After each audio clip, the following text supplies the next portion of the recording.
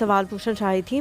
Professor साहब, जब भी हम देखते हैं कि हमारे जितने भी दफातर हैं वहाँ पे अंग्रेज़ी ज़बान का इस्तेमाल किया जा रहा है तो बड़ा दिल उदास होता है। जिस तरह शुरू में हुमायूं ने जो है हमारे आइन का ज़िक्र किया कि उसमें जो है ये वाज़ेह तौर पे लिखा हुआ है कि उर्दू जो है वो दफ्तरी ज़बान होनी चाहिए।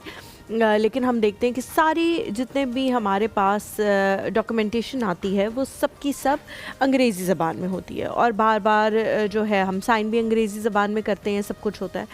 फिर हमने ये भी देखा कि सुप्रीम कोर्ट में इसके हवाले से जो है वो एक केस भी हुआ जिसका फ़ैसला भी आया। फ़ैसले में भी उन्होंने 2015 में कहा कि जी बिल्कुल इसको नाफिज कर देना चाहिए, दफ्तरी ज़बान जो है वो उर्दू होनी चाहिए। उसके बावजूद भी हम उसे नाफिज नहीं कर पाए।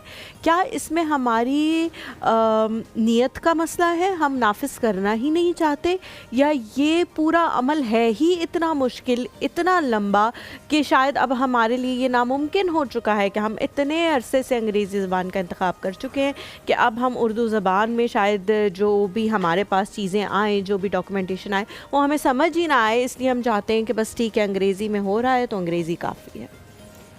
आपने ठीक कहा। इसमें तो मेरे ख़्याल में हमें बदनीयत ही नज़र आती है कि जब सुप्रीम कोर्ट फ़ैसला दे दे कि और फिर आइन के आर्टिकल 251 का ज़िक्र आपने पहले किया कि वहाँ पे भी लिखा हुआ है कि पाकिस्तान की जो सरकारी ज़बान होगी दफ्तरों की वो उर्दू होगी, और बतदरीज फिर उसके ऊपर अमल हुआ और फिर 2015 में हमारी सुप्रीम कोर्ट ने जवाद एस ख्वाजा साहब ने फ़ैसला भी दे दिया कि सुप्रीम कोर्ट ने कि जनाब उर्दू को जो है वो नाफिजुल अमल किया जाए।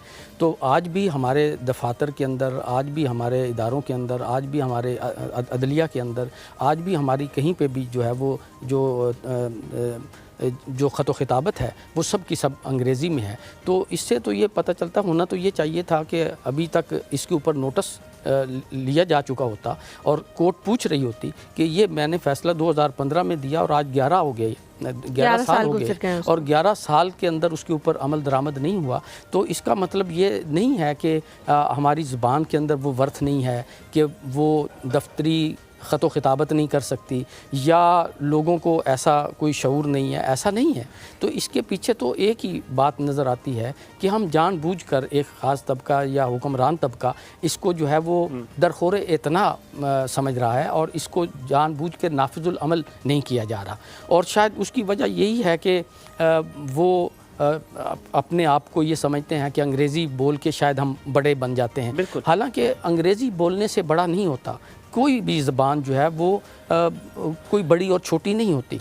असल में जो उसकी अपनी ज़बान है, जो मेरी मदर टंग है या जो मेरी कौमी ज़बान है, वो ही उसके ऊपर ही हमें प्राउड करना पड़ेगा, उसी के ऊपर हमें फ़ख्र जो है वो महसूस करना पड़ेगा।